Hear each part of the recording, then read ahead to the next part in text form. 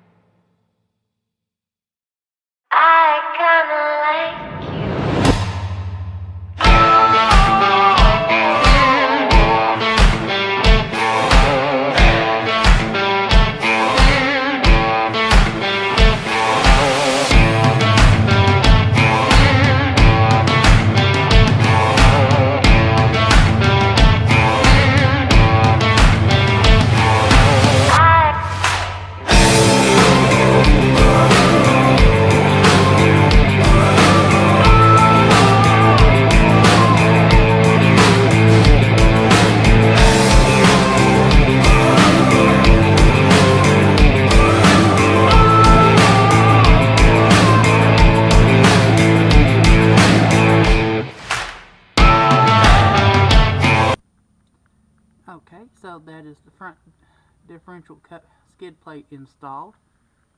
We did lose just a drop or two of gear differential lube, so just expect for it to drip a little bit through the seal on the cover when you take the bolts out.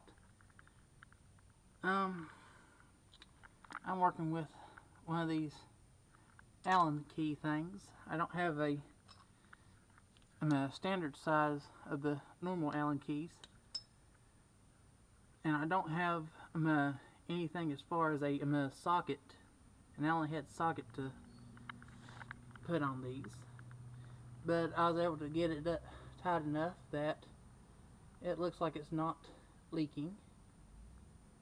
I may go back through and retorque them just to be sure, just get them, you know, good and snug. I don't think you'd want to go like crazy overboard type with them, because you may end up causing the leak that way by squishing all the gasket material out. But you definitely want to make sure they're good and tight. So I'm going to run over these bolts one more time, and then we will move to the back of the Jeep. Okay, we're on the back side with the Dana 44. The procedure for putting this one on will be essentially the same. You'll want to remove 1, 2, 3, 4, 5 bolts around the bottom. Then you will want to put your plate up and start your new longer bolts in by hand. Just a tip, do not don't tighten the bolts that you're putting in for your skid plate down until you get all 5 of them in the started into the holes, because if you put them in and tighten them, it makes it hard to shift it over to get that last bolt hole.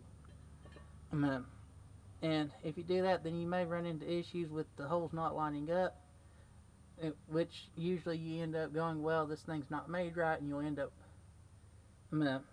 you either end up returning it thinking that you got a defective product, or you'll take a drill to it and try to waller out the treble hole to try to get the bolt to line up, where if you had just left the bolts loose to where this here has plenty of play to move around, you could get it lined up, and then when you tighten it, all your bolts will tighten down, and everything will line up. So we're going to get these back bolts off and get the skid plate for the rear put on. So there it is, installed on the Jeep. So this is a relatively quick, relatively easy upgrade.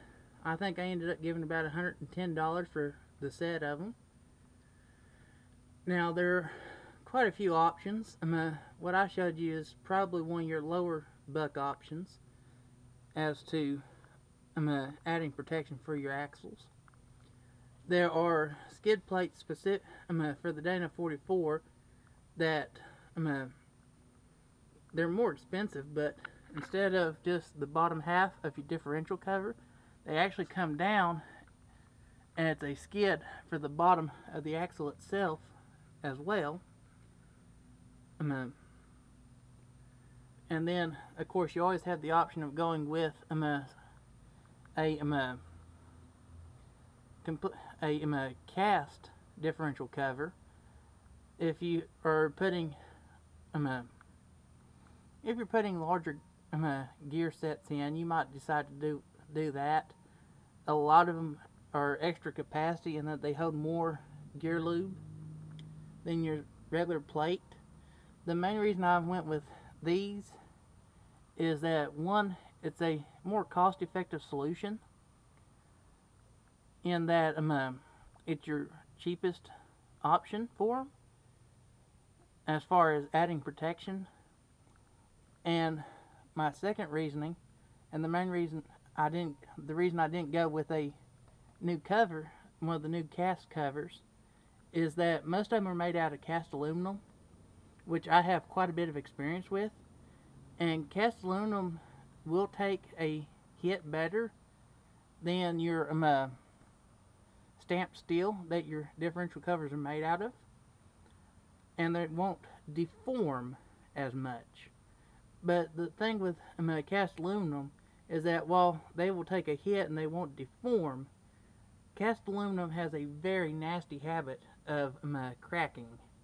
So you may see just a surface dent where it's contacted something, and you may think that it's fine, but in reality there's a crack that's already formed on the inside of your stress point.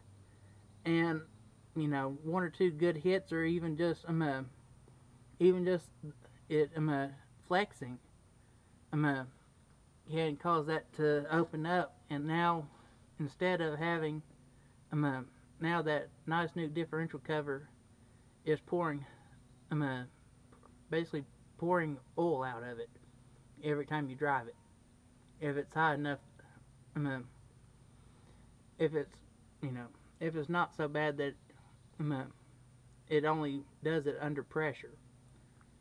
I decided not to get the one that would go all the way under, especially on the rear, for the simple fact that this is fairly thick. I mean, you can see where your axle tube goes into your differential housing. That is relatively thick. It is strong. Essentially, the weakest link for the housing is your differential cover. One good hit, and then that pushes that into your gears, and it can destroy a gear set. So I figured that would be where my money would be best spent, would be beefing up the weakest part. So so with that said, I believe that this would be money well spent, and overall I'm very happy with it. Thank everyone for watching, and we'll see you later.